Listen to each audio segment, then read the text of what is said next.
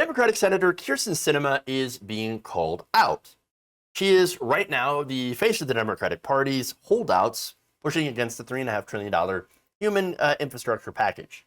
Now, that package includes expanding Medicare to include vision and dental, child care, a couple of years of free community college, allowing the government to negotiate drug prices for pharmaceutical companies, making investments in fighting climate change, free child care, again, among many other good things.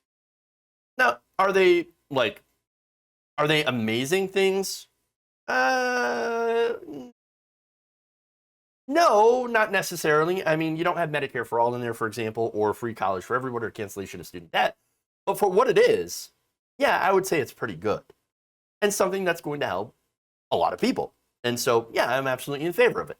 Now, that said, this was basically everything in the Biden agenda that was left out of the bipartisan pro-corporate deal. So these pieces of legislation would actually be a gigantic investment when it comes to social spending and much needed physical infrastructure. Both things, again, are necessary and very popular with the American people. But corporations don't like the human infrastructure one. No. Corporations, since corporations use this physical infrastructure, they're in favor of only the bipartisan infrastructure deal. So now that said, this is why Joe Biden has apparently been pushing Sinema and Manchin and others to support it. So you need every Democrat to be on board, or else this is not going to get through reconciliation. Simple as that. Politico reported yesterday that during a private meeting with the president, Sinema had made clear that she is still not on board with the party's $3.5 trillion social spending plan and is hesitant to engage on some specifics until the bipartisan infrastructure package passes the House, according to a person who spoke with her. So now the corporate bill, understand the corporate bill has already passed the Senate. If they bring up the corporate bill first in the House, that's it. Progressives completely lose their leverage. Gone. We're done for. That's all we're going to get, or some super, super incredibly watered down version of the $3.5 trillion reconciliation package. And so that's not going to be good for anybody, really, except for the corporations. So now Politico added that, quote, Sinema has problems with both the price tag and some of the tax increases devised to pay for it, but has given no specifics on the number that she would support. So this is a good example of failure of mainstream media. They're writing articles where they're like, I just don't know. Kyrsten Sinema, what a mystery. What a mystery wrapped in an enigma. We just can't figure her out. Any idiot can go and go to Open Secrets, and you look at the industry donations to Kyrsten Sinema, and immediately it becomes very, very clear what is driving her decision to block the infrastructure bill. It's the money, Lebowski. So understand, this entire situation is not Democrats negotiating amongst themselves. It is Democrats negotiating with their donors. And Kyrsten Sinema is the face of the donors. She is representing the donors. Weirdly enough, now you have establishment other corporate Democrats versus these two, Kyrsten Sinema and Joe Manchin. It is a situation that I've never seen before. And I don't know what way it's going to shake out. But as I said before, Manchin and Sinema this time are the rotating villains. So again, they've been chosen to represent the donors.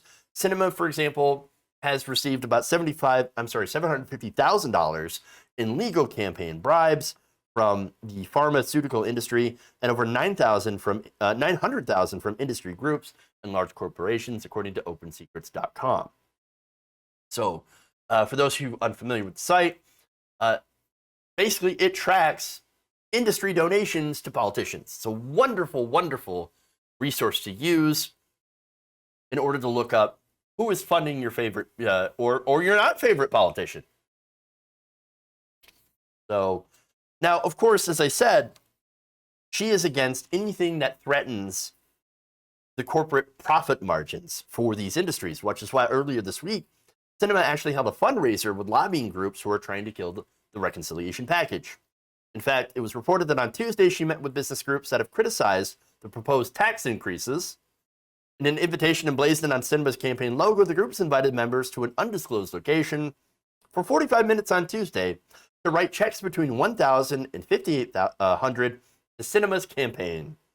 The groups are amid countless business associations that have launched a massive lobbying blitz in hopes of defanging the Democratic spending package or perhaps defeating it altogether. And understand that if they don't vote for it, if Manchin and Sinema don't vote for it, it will not go through reconciliation. It's not going to happen unless magically somehow you have Republicans. Now, Republicans, are you kidding me? They're never going to support this. Absolutely never going to support this. So now, let me give you some of the business organizations. One group is called the S Corp PAC, which supposedly represents small businesses and yet overwhelmingly donates to Republican politicians. Another lobbying group, the National Association of Wholesaler Distributors, also almost exclusively funds Republicans. And those aren't the only groups. So my question, of course, why is she taking money from Republican donors?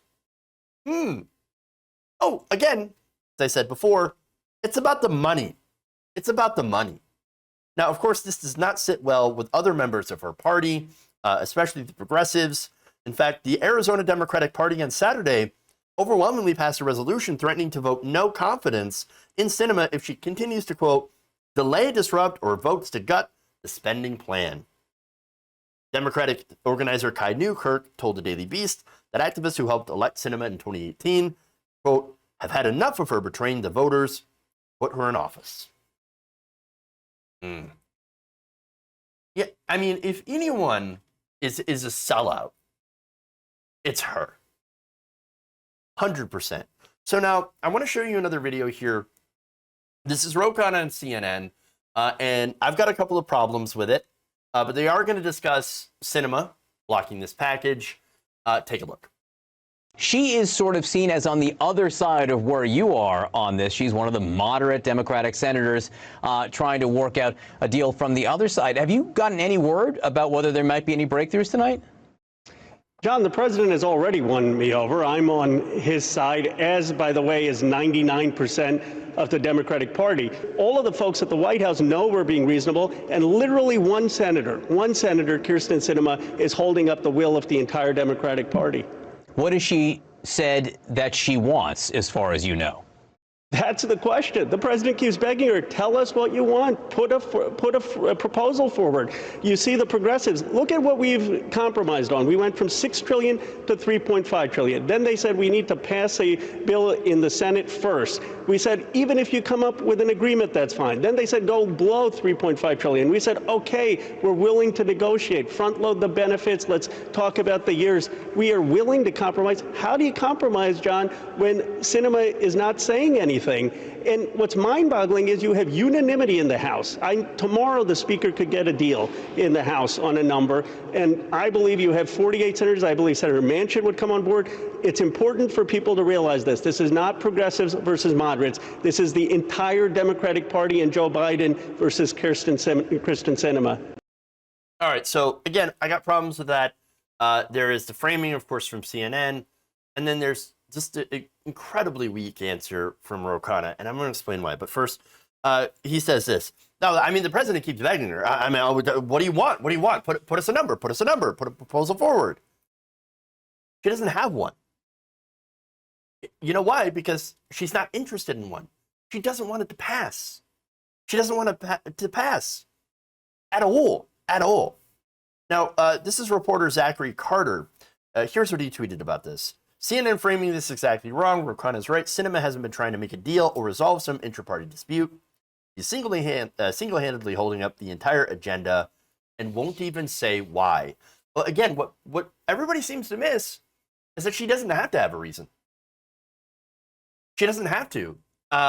What she's doing is basically, and by reason I mean policy reason, because there is no actual policy reason that she would oppose it. The reason she opposes it is because of the money. Now, I want to address this as well. He says, oh, this isn't the progressives versus the moderates. first of all, Kirsten Sinema is not a moderate. She's a corporatist. That's it. She's a corporatist. And understand that progressives have been annoyingly so very supportive of negotiation, of giving up some of the things that are in this bill. No, don't do that. Again, they're not holding this up with so-called unreasonable demands. No, this is corporate Democrats. This is corporate Democrats, the rotating list of villains that are out there that are trying to put a stop to Biden's agenda. And I'm sorry, but again, she has been chosen by those donors to tank Biden's agenda. Pure and simple. In the House, you've got other people that operate the same role. There's Josh Gottheimer. They have these, Henry Cuellar, another one, corrupt corporate Democrat. Understand that these are corporate stooges that have absolutely no core, no soul, and will do anything they can in order to help the donors. It is so much easier in our system to block something that is good than to pass something that is good. That's why you almost never see good things pass unless there is a super majority, or more likely what you see is something that helps corporate America, corporations, and the wealthy. That's it. That's it. And so this is the fundamental problem here in our system of government. You add in, of course, the money, the corruption, and the fact that mainstream media chooses not to get it. No, they understand the problem perfectly. Only an idiot doesn't see this. But they choose to ignore it. The money in politics. That dictates that we cannot have nice things that are deeply popular with the American people. And again, the fact that the media doesn't get this is not an accident. They do this on purpose because, it is always about the money. It is always about corporations. They're the establishment media. And they will always represent the Beltway thinking, which is overwhelmingly filled with rich people and lobbyists. It's always been about the money. And I wish, by the way, one more criticism of Ro Khanna. I wish more progressives would openly say that. Call out the corruption. For God's sake, stop pulling your punches. You know this. Why don't you call them out for being corrupt? That's what's happening. It's corruption. Ro Khanna, call her corrupt. Please call Kirsten Sinema corrupt. She is not your friend. She is not going to work with you. She's actively damaging what, the very slim majority that we have in Congress. If this does not get done, Democrats will lose in the midterms. 100%. 100%. Call her out. Call her out. She is being corrupt. Stop saying, I have no idea why she's against Biden's agenda. She won't say anything. She won't say anything. No, she's against it because she's gotten paid. Bought and sold to the highest bidder. Please, stop. Stop messing around. Okay? Stop. Stop. Take the gloves off. Stop playing nice and stop playing patty cakes with these corrupt stooges and actually call it what it is. It is corruption.